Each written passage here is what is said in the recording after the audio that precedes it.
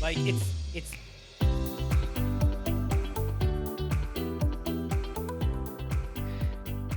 Dean, HollyKem, how you doing today? We're doing good. Doing good. Thanks for having us. Yes, we're excited. Absolutely. I'm excited today for this conversation. So I'm excited to hear about your book. We'll talk about that a little bit today. I have some questions, and I'm sure plenty of the listeners will want to hear some advice. So I'm excited to hear your story. And so we'll get into it. We'll do a little bit of everything. So like every episode, I like to talk about early years. So I like to see if there's any connection between where you start out and where you end up. I always think that's interesting. And so if you wouldn't mind, let's start with that. I know where you are right now, where you live. We'll talk about that maybe, but tell me about, maybe each of you, where you grew up, what was family life like, and what was your childhood like? You want me to go? Yeah, you can go ahead. Well, I'll go. I grew up in South Louisiana, which is called Thibodeau, Louisiana, which is, south of New Orleans, in the swamps, Cajun girl. And my childhood was very messy. It was, lots of violence, lots of trauma.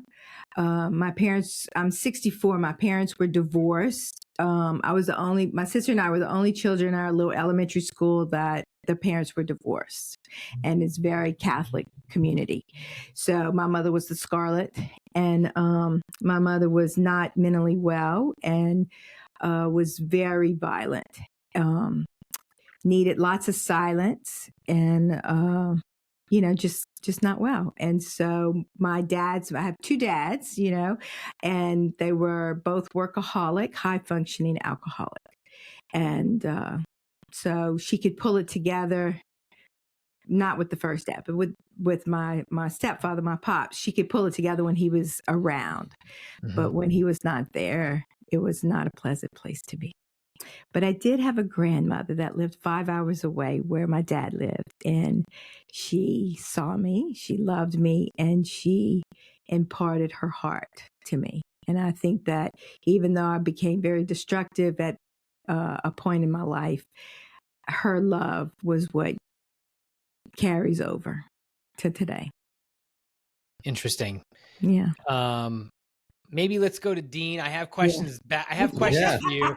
So you sit tight for a second. I'm coming back to you. Yeah, I got some questions. You're not off the hook yet. But let's go to Dean, and then let's go to Dean, and then we'll go back to you. Sure. Yeah. So I grew up in New Orleans in a suburban neighborhood. Really lots of people on the block, lots of kids.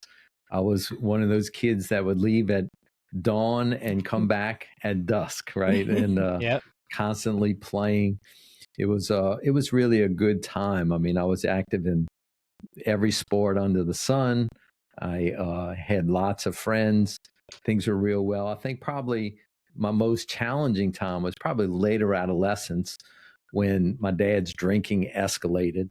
I mean, New Orleans is a very lax in terms of alcohol culture. And certainly we had the best and the worst of that in our family and extended family. But, we ran into some issues when, as later adolescents, my parents' marriage was really strained. And a lot of it was connected to my dad's alcohol and eventually alcoholism. Early 20s, he went to treatment, got sober, has been sober ever since. So I would think probably the most challenging years was that 17 to 21, 22 years. But previous to that, things were really good. I have a really good mom who saw me. My dad worked really well, provided good Catholic education for us. I grew up in a real Catholic neighborhood. And that was it. I was very, very involved with sports, very involved with our church, and very involved with the culture of alcohol.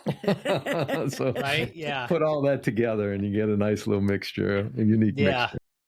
Well, that makes three of us. I grew up in a Catholic home, and I went to Catholic school, so I'm very familiar. I'm curious though. So tell me how you dealt with that and how that affected you. I'm just curious because Sounds like Dean, it was pretty normal until like the 17 area, but by then you're still going to maybe deal with it in the way maybe you shouldn't, Mhm. but you're older, so you're a little more prepared and you're past the area where it really mattered when you were little. But HollyKem, I'm just curious to know like how you both dealt with Sure. that situation, because it was actually both of you, it was a lot of alcoholism. Mhm. You had more violence, but Right. talk about that a little bit. Yeah. Do you want Go to go ahead. first? Okay. Yeah. For myself, I didn't know that it was alcoholism Okay. because my culture, my culture is different than his culture, New Orleans. Our culture, if you ask someone in our culture in South Louisiana if you drank, they will say, "Man, no, I don't drink. That alcohol is bad." And then you say, do you drink beer? Man, I drink a 6-pack, 12-pack every day. Yeah. So Yeah. they do not believe that beer is alcohol. So, in that you don't, and, the average man and the average man and women, but the men really drank, right? And Yeah. they are high functioning. They work, they take care of their families and all of that. So I didn't really understand what the problem was. And my mother did not drink. So she was the problem, right? Not that the disease was rampant Yeah. in our family. So for me, I just was very quiet and just tried to not be seen, have no needs, and just survive it, just function the best I could. And then we find out, I just thought I was stupid, but we found out when I was 25 that I was dyslexic, severe. Oh my And when gosh. I was 37, I found out I had ADD. And it could have been from the trauma, I could have been born that way, it could have been from being hit, I don't know, but I didn't know that as a child. So, just thinking that, I knew I wasn't like everybody else, but I just thought I was stupid because, there were expectations, and my family wasn't poor. It was expectations of, you had to be at a certain level, and, I couldn't always make that. How did you realize? So I think there's two really interesting things you said. One, how in the heck did you get through life being dyslexic till 25 on your own? And two, when did you first realize that things weren't the way they should be when you were younger, like compared to Yeah. other kids or Yeah. families? Yeah. Well, the other families, I Were they like mean, that too? Or no. I would okay. go to their house because they weren't divorced. I thought Yeah. that was the problem, right? Oh, okay. But I didn't understand alcoholism and that. So, to eat supper, I'd have to go to other people's house because my mom didn't cook and stuff. And each one of my sister and my brother, everybody went to a different house. So they wouldn't get tired of us so we could eat. But, it's like in that the beginning I survived with just trying to be quiet. And then I learned that if I didn't cheat, I'd get beat, but I couldn't even cheat good because I'm dyslexic. So if it was a B on the, Yeah, right? What the I'd write heck? a G, right? I mean, it's just crazy. So, but, what I've learned is that, I am highly intelligent. I just learn different and I Mhm. see things different. But I Yeah. was so afraid and so lived in terror so much, I never spoke. I never asked. I asked questions one time when I was in the 4th grade, and the teacher berated me, so I never asked another question in school. And and then I got into drugs and alcohol, and was a drug addict and an alcoholic. I've been sober for 42 years. I got sober when I was 22 years old. So I did to myself what they did. Starve me. Do drugs, sedate me. Get married, deal drugs. I mean, just not Yeah. nice. Sure. For sure. Just, yeah. Dean, how about you? How did you deal with it when it happened when you were 17? I think at first I dealt with it in just getting caught up in coping behaviors that were not really bad, but they were bad for me. I think I had an element of hyper religion. I always felt closer to God, but really took it to a level to where it was a compulsive level, to where they had unhealthy elements with that. I also dealt with it with, dealing with it with alcohol and dealing with other things. And So, you in sports, and I being was and also, grades, being the best.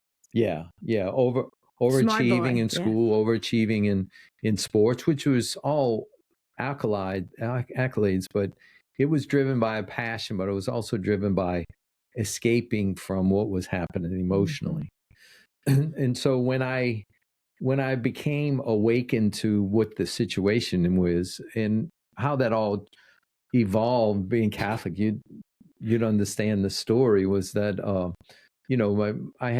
went to a monastery where I was in the seminary for a period of time, and my spiritual director, we had to pick a monk out of the 50 monks to be our spiritual director. I happened to pick the drunk monk, who goes off the treatment and he comes back and he's sober and he's recognizing all these characteristics in me and my family. And through a series of events, we eventually, by things I learned from him, doing an intervention on my father. And they say, well, you do the intervention the day after he blows it out well, that he has. So we picked Ash Wednesday, the day after Mardi Gras. We knew that would be the day. And I was to take my dad to the church, and then come back. And when we came back from the church, we did the intervention. And so I'm just as worked up as all get go. I take him to the church. They have 6 aisles and 5 people are giving out ashes. So the pastor calls me up to give out ashes to help. And I happen to get the row that he's coming down, my dad. And it's the symbolism of from dust you come, from dust you shall return. Today you're going to die in a way. So it was a divine setup, but we did that. And we went back to my house, intervened. And he said, I know I need help, went to treatment, been sober ever since. But back in those days, we would have to go, the whole family went to the treatment center for a week during family week. Really? Yes. So we were there fabulous. From 9 to 9, Monday through Friday, a full week. And I learned a lot about alcoholism, the impact it has on us emotionally, spiritually. Learned a lot about communication, reconciliation, expressing. So there's a lot of healing that went on, but it also awakened me to my own dysfunction. And, that started the journey. And I think, so that was really a whole thing that when I was committed to my own journey and HollyKem had been committed to her own journey, even though I was in the seminary and she was in the streets, we were both on the same journey. And we were about 4 years down the road of that journey when we met. And then, it's become our life's work, really. I'm always impressed by individuals who have struggled with addiction in some form or fashion and overcame. And then, I've coached different people, as I know you have, that have addictions, whatever they are, from gambling to alcohol to drugs.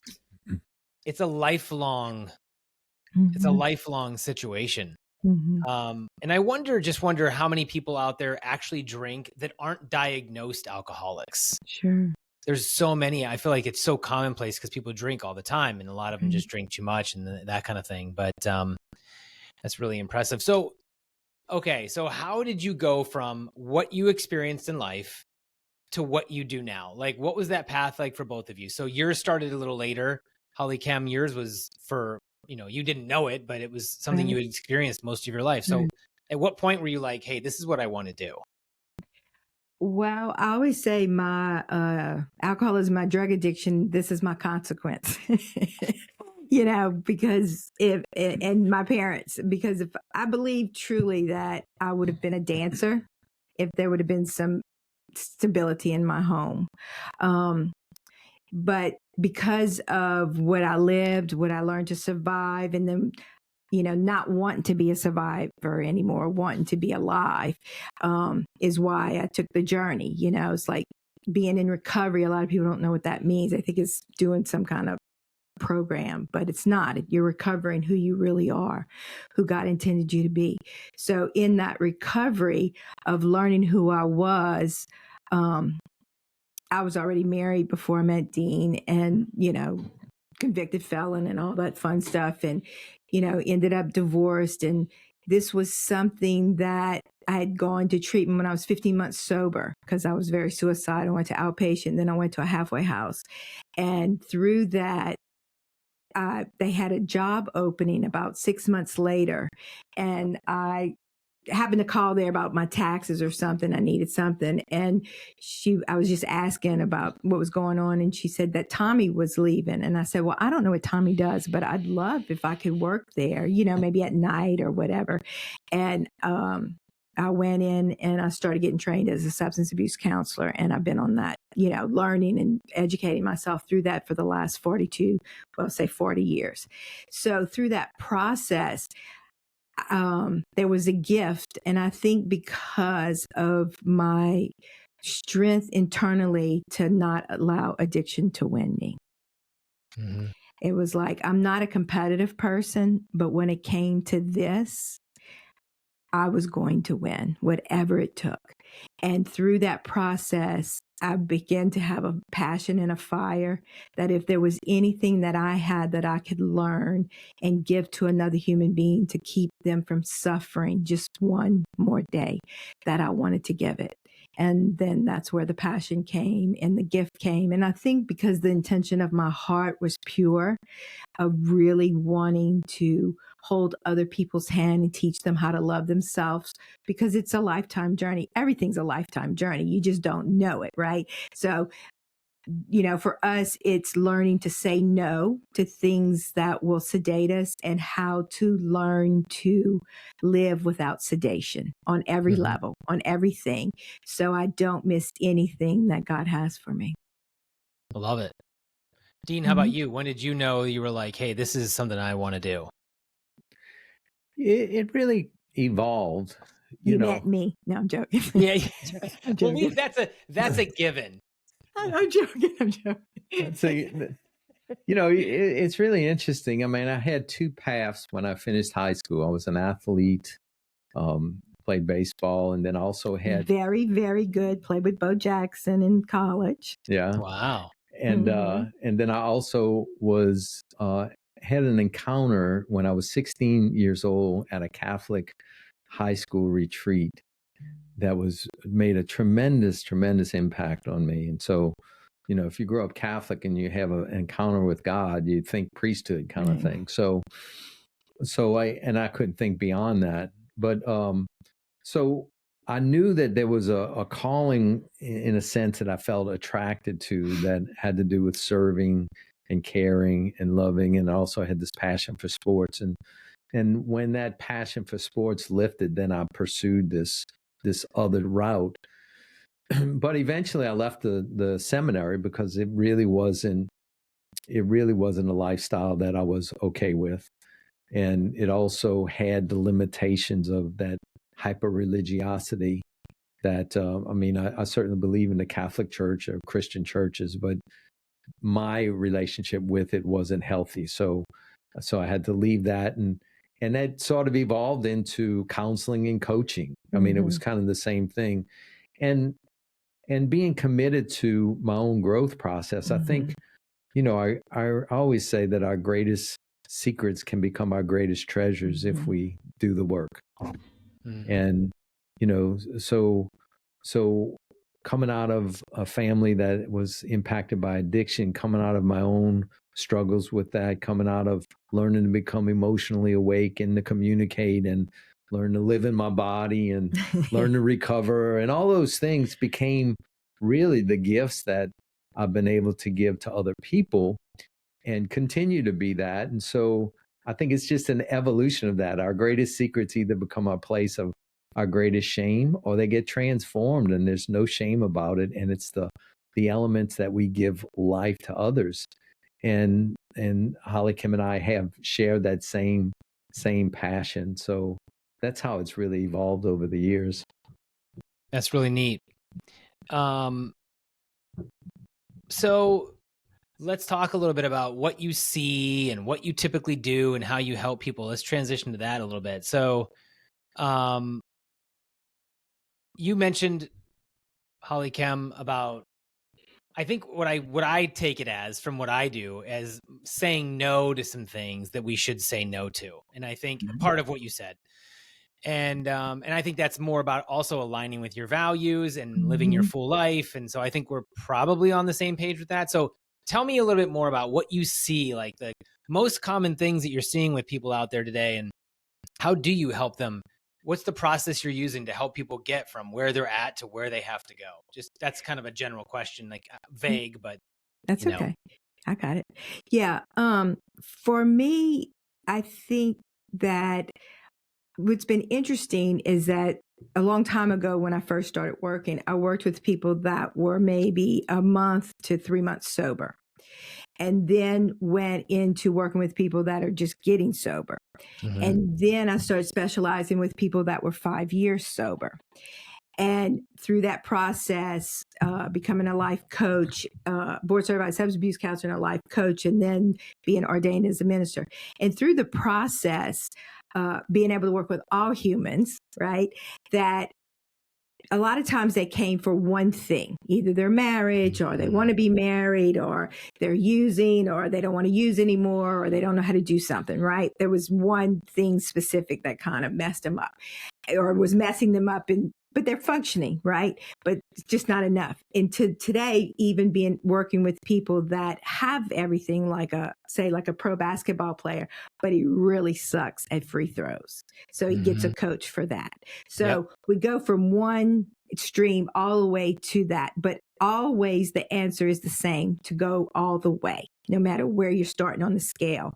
For me and for us is bringing them all the way to who they really are, who their true selves are, and how do you really, really love what's inside? How do you love the wounds from your life? And how do you love yourself when it has done things that have hurt you and others that you love? And it still might want to do that. You might not allow it. You may say no, but how do you still love that part of you and catch it before it brings you to a place to where there's more damage? And versus trying to change that part. For me, that's not the goal. I don't do that. I'm not trying to change the part of me that thinks in an unhealthy way. I'm learned to love that part of me and not empower it, and learn to love the wounds in me and not empower them or become them. So that's what we really do. We have our own language, our own thing, but that's really the crux of what we do. Do you agree? Go ahead. I want to hear what Dean has to say, but I just have a quick question. So what do you do with people? Like, I feel like it'd be much easy. I hate to say the word easy, but it'd be much easier, for a lack of a better term. Let's say I know I have like these one or two major things going on with me, right? Then it's much easier for me to identify the problem, and then we start work from there. What about people who come to you and they say, I'm just, I don't have any major problems. Maybe I'm not sure where I'm going in life with my career or whatever. So, like, I guess you uncover stuff. Is that kind of what, like, is it more of like an uncover and like, you don't know what you don't know until you go through the process? Yes. Well, and like we work with actors and stuff like that. And we have we just wrote a program. Some of our friends are actors, writers, and directors and producers. And, in that, like, they have a great life, right? Really great life. But there's damage in life, even though you're handling it. But who wants to just handle it?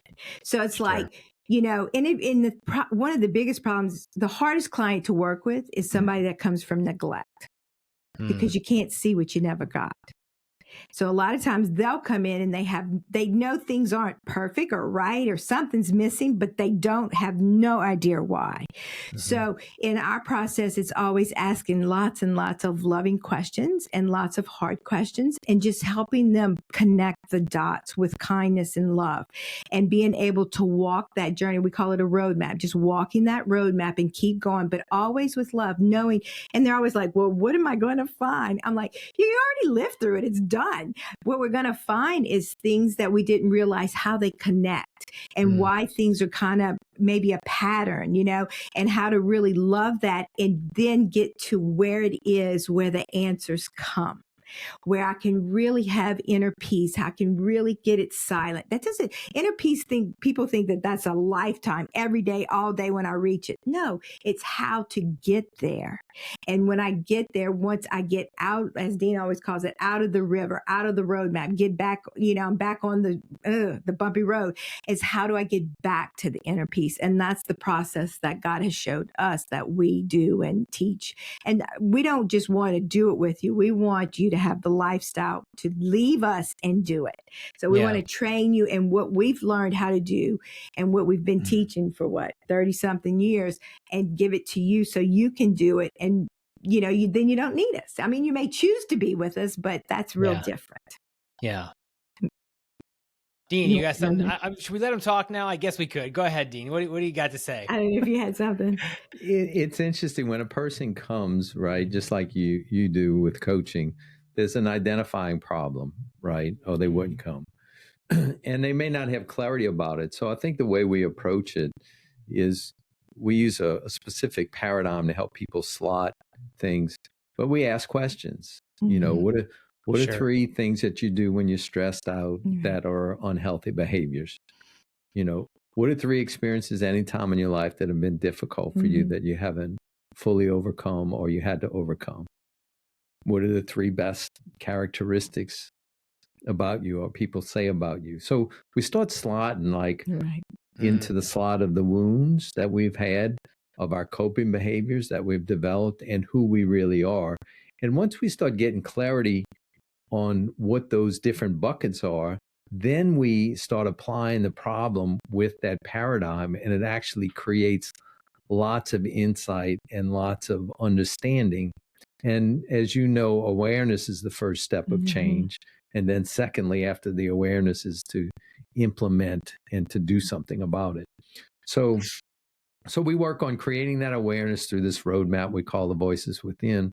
And then we challenge them to start doing actions to start getting clarity and moving out of where they want. Because we all have diverging energies in a sense. A part of me maybe want to be close to my wife. A part of me might be scared to get hurt. And a part of me may stay distant from her. So I got all three of those going on at the same time, which creates an issue. So I need to be able to slot all that so that I can have what I want, is to be close to my wife. Interesting. I was thinking before this, because I know you also work with married couples, and I was curious, the divorce rate in the country is like through the roof, right? And certain states are higher than others, and we won't name the states, California, but at the end of the day, they always want to stay pretty. They say the pretty people. But the numbers are high, and so I'm wondering, because a lot of my channel also focuses on individuals over 40, and I thought that it was interesting to think about the fact that I was having this conversation with my wife. We have a great marriage, but we were laughing about how much she really hasn't. She's pretty much the same person, but I feel like I've changed 5 times since I was 25. And so she's like, who are you? You're not even the same person that when we got married. I'm like, well, I'm better. You know what I mean? But I just think it's interesting because people go through all these changes in life, but yet you have to stay in step to some degree when you're married, right? So how do you help people work through when they go through changes or they're having these marriage problems? Like, do you do anything different when it's a married couple, or is it the same process? Do you separate them? And what are you finding that helps married couples out there? I'll go and then you can finish. Okay. Right. For me, what I see, I'll deal with the problem and then he can go from there. What I see is that two true selves get married, right? We tell you all about our wounds. Okay. We have much compassion for each other. We even telling ourselves on all the yuckies we do, or we've done in our lives, like I used to do this. Oh my God.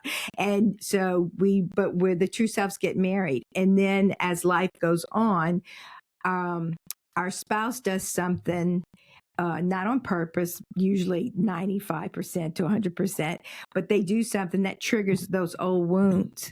And after that happens a number of times, all of a sudden my spouse becomes them. connected to the people that hurt me. So now I become my protector and I become guarded. And that's not who you married. After a while and I do the same to my husband, right? Not meaning to, but that's what happens. In the end, by the time they get to us, the true selves aren't even in the house anymore. They've left the house. And the two people that are living there, they're protectors. And that's not who fell in love. That's not even who they like. They don't even like it themselves, but they become that. So those two people don't get along. So when they come to counseling, one of them has been awakened, their true self is awakened and says, I don't want to live with this guy anymore. I don't want to live with her anymore.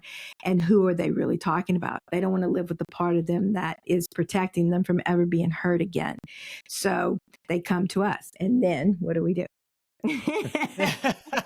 Cue Dean. Yeah, Cue Dean. I gave you the problem. Okay. Yeah. Yeah. Well, if we can get both people committed to working on their own process, right, and then sharing that process with each other, that's really where healing occurs. And oftentimes the problems in a relationship are the things that are happening, but more often it's being triggered and playing it. I mean, for example, if I had a real controlling, say, mother, and my wife did something controlling, well, she deserves, out of a 1 to 10 scale of anger, my wife might deserve a 2, but I'm feeling a 9 because of what it triggered. Yeah. And if I don't have an ability to separate that 2, right, she's going to get the entire 9. And so that's the key, is trying to help people understand, like you did in the beginning of the interview, connecting your histories to your present. Yes. And trying to separate what's about my history, what's about the present. And really, the way out of that loop is 2 very simple principles that I teach. I say, if you all adopt these 2 principles, we can reconcile anything. And they're spiritual principles that have psychological application. They're repentance and forgiveness. Repentance is to have a heartfelt sorrow for the things that I have done that have hurt you, taking full responsibility for it, and making a commitment to learn to do it differently. And forgiveness is recognizing that I have been hurt by things that you have done, and by life, by things others have done. And I'm willing to lay down that hurt on the altar and ask it to be removed. Ask God to remove it. Now, if I practice those 2 principles, then we can reconcile anything. You know, and Jesus talked about it. He said, you know, repent, and the kingdom of heaven is at hand. Basically, what he was saying is that heaven's around us, and we can activate it by practicing these 2 principles, have repentance and forgiveness.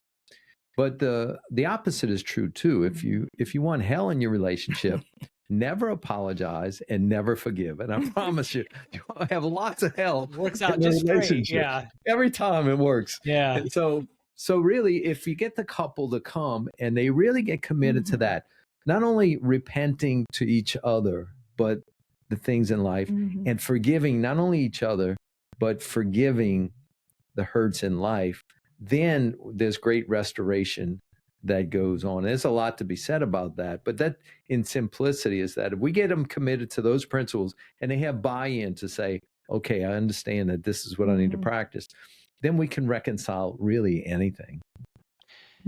I love the, I've never heard that before, that, you know, they become the person that did the past trauma to you. That's really interesting to me. I've never heard that, but that makes so much sense.